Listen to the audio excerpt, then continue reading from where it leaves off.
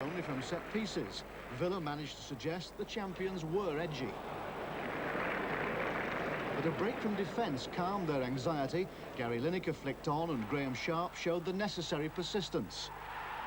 Earlier, he'd signed a new 4-year contract. Once in the lead, Everton warmed to their task. Trevor Stevens' free kick created the chance. Gary Lineker took his 31st goal this season at the second opportunity. Everton 2, Aston Villa 0.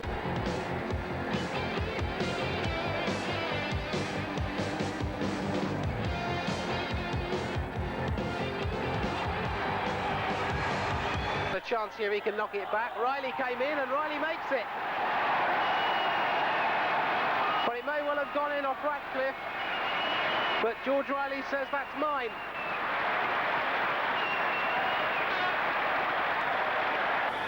Heath is forward and Stephen, and they've made Watford pay for it. Well, it was all really because Trevor Stephen got the chance to play the 1-2 with Heath. Coton is furious, but it's 1-1. Heath. Oh, and he beat Jackett, but Jackett's got it back and given it away again, and Heath does well. But that has to go down as a defensive disaster.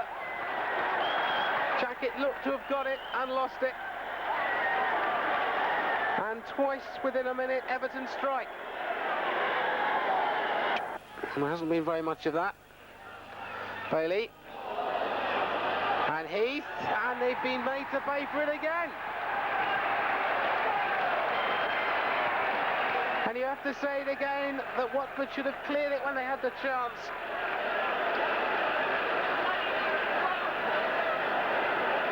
And not only is that a bad goal to concede at any time, but it would be hardly possible to imagine a worse time than an injury time. The marvellous free-kick goal he scored in midweek. Callaghan got in, and it's there, and it will probably go down as an own goal, I think, by Derek Madfield. Mo Johnston went in with him. Steve Terry up there too. But it's 3-2. He includes clearing the ball at the earliest opportunity. No fancy stuff in their own 6-yard box, and Barnes has failed to clear, and Madfield has made him pay. Just the very point I was illustrating. And so Madfield equals his own books. He put one through his own goal, and now he's put one past Coton. Some sort of cross in, he can, and Callaghan! That is a lovely goal because it was superbly worked. Barnes down the left, and Callaghan did so well.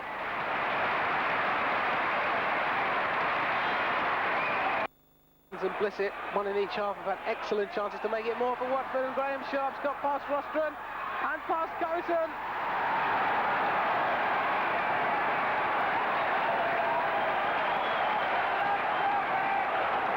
Oh dear, oh dear, oh dear. It's 2 again, they've got to find. Header beats Neville Southall's dive.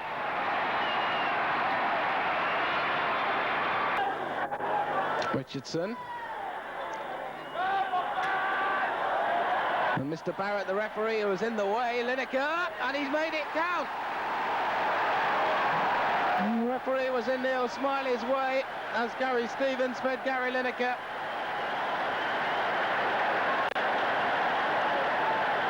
And Everton are 1 in front on the stroke of half-time. Adrian Heath. Sharp is arriving like an express in the middle. Richardson. Here's Trevor Stephen.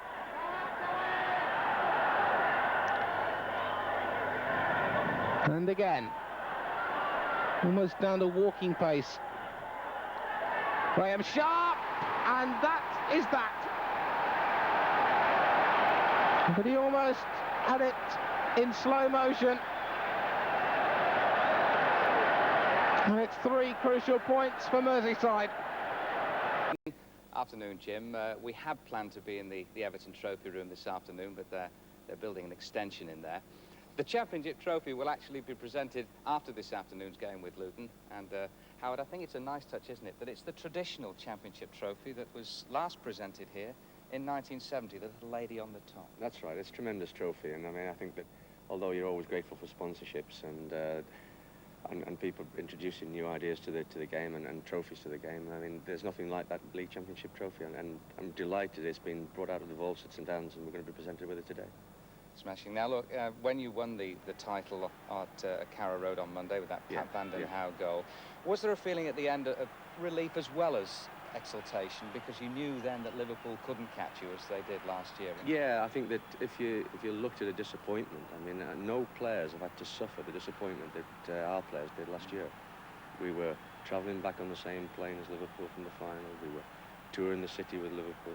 I mean, those players had to... That shouldn't happen to anybody, should it, really? It shouldn't, really, and I think it was an added spur, really, when we started the season. Right from day one in pre-season, you know, it was a case we can't let that happen again.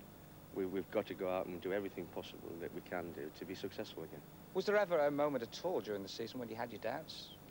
I think an important time was when Liverpool were 9 points clear and we had 2 games in hand.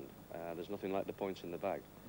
And I felt at that time if we slipped again, then possibly we're out of our reach. So was there one game then that you look back on during that little period where you think, well, you know, that really did it for us in a way, that spurred us on? I think when you look back at it, the Arsenal result was a tremendous result because they were still in with a shout, and Wimbledon won at Anfield. And I think that weekend, I mean, you're starting to believe, hang on here, you know, they've lost at home, and we've had a tremendous result away from home. Oh, he's giving it away, and Clark is there, and he scores! What a silly goal to give away, and what an opportunist first goal for Everton for Wayne Clark. I suppose if there is one disappointment attached to winning the Championship, it must be that you're denied, yet again, the opportunity of competing in the European Cup. That is desperately disappointing, and we earned that right a couple of seasons ago, and we were denied the opportunity to compete in what I believe is the #1 European competition. Again, we've won the Championship, and there's no Europe. We just hope that the ban is lifted very, very soon, and we hope that we are champions when that ban is lifted. That would be the aim, because then we would be competing in what we feel is our right, really, after what we've done. There have been little suggestions in the press this week that you could be opting for Europe anyway, and maybe, you know, moving off to there's all kinds of speculations. I mean, I was so disappointed the other day. I mean, I pick up the newspapers, and there's all kinds of figures about contracts. It doesn't do anybody any favours. I mean, the chairman has hinted that he will be talking with me about an extension to my present contract, and I'll be delighted to talk to him. So has this title possibly been the most satisfying achievement that you've had in football as a player and as a manager? Yeah, I think that when you look back on it, the first one, people always turn around and say, well, you've got to regard the first one as the greatest achievement, and you'll always remember that one. I will. But when you look back at this season, I think that you can